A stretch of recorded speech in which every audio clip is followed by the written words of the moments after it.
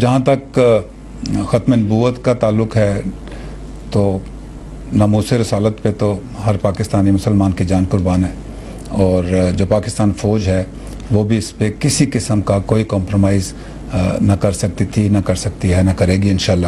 ہم پاک فوج کو سلام پیش کرتے ہیں، محبتوں کا سلام پیش کرتے ہیں، اپنے سپہ سالار کو سلام پیش کرتے ہیں اور انہیں کہتے ہیں کہ منزل کی طرف بڑھتے رہو، یہ ساری قوم تمہارے ساتھ ہے۔ یہ رات کے اندھیرے کے اندر ڈاکہ مارا گیا پچھلے دنوں، ہماری حکومت کی خیانت اور بددیانتی سامنے آ گئی۔ اگر حکومت خائن نہیں ہے، اس جرم میں شریک نہیں تھی، خود مجرم نہیں ہے، تو پھر وزیر قانون کو برطرف کیوں نہیں کیا جا رہا؟ ذمہ داروں کو کٹہرے میں کیوں نہیں لایا جا رہا؟ تو پھر اس سے ہمیں حکومت کی خیانت سمجھ میں آتی ہے۔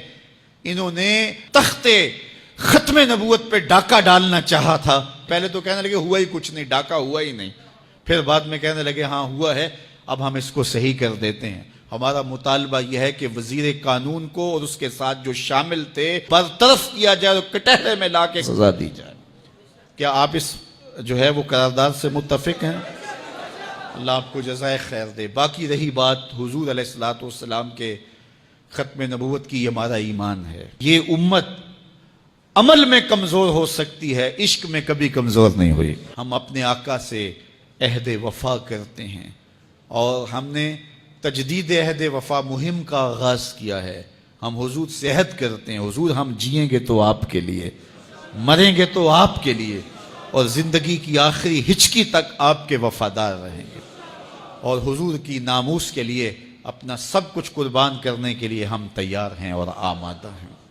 پاک فوج کو بھی سیلوٹ کرتے ہیں۔ فوج نے اپنا دامن کتنا اجلا ہے لوگوں کے سامنے رکھ دیا کہ ہم نے نہ ماضی میں، نہ موجود، نہ کبھی حضور کی ناموس پہ کمپرومائز پاک فوج نہیں کر سکتی۔ پاکستان اسلام کے دشمن اس وقت ان کو پاکستان کے اندر 4 چیزیں چبھتی ہیں۔ ایک 295C کا قانون، دوسرا ختم نبوت کے حوالے سے جو مرزائیوں کو کافر قرار دیا گیا تھا، یہ قانون ان کو چبھتا ہے، تیسرا ان کو پاکستان کے ایٹمی اثاثے چبھتے ہیں، اور چوتھا پاک فوج سے بڑے نالہ ہیں۔ چونکہ جب کسی گھر کو لوٹنا ہو تو چوکی دار کو کمزور کیا جاتا ہے، چوکی دار کمزور ہو جائے تو گھر کو لوٹنا آسان ہوتا ہے۔ تو فوج کے سارے دشمن اس لیے ہیں کہ یہ پاکستان کی سرحدوں کی بھی چوکی دار ہے، پاکستان کے نظریات کی بھی چوکی دار ہے۔ تو ان 4 چیزوں سے دشمن خوف زدہ ہے، اور ہم ان 4 چیزوں کی اپنی جان سے حفاظت کرنا جانتے ہیں۔ پوری قوم پاک افواج کے ساتھ ہے۔ ایٹمی اثاثے ہمارا قیمتی اثاثہ ہیں اور یہ ہماری آبرو ہیں، ہم اپنی جان سے بڑھ کر ان کی حفاظت کریں گے۔ اسی طرح 295C کا قانون ہے، اور ختم نبوت کے حوالے سے ہمارے ملک کے آئین میں جو شقیں شامل ہیں یہ ہماری جان سے زیادہ عزیز ہیں۔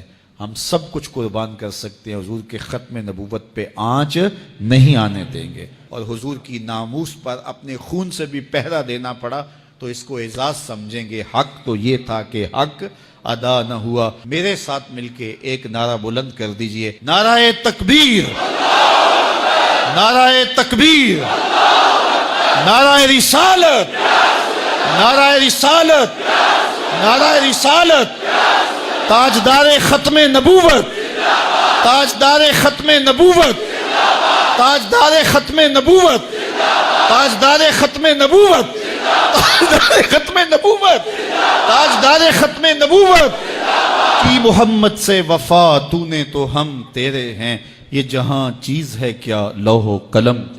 الصلاة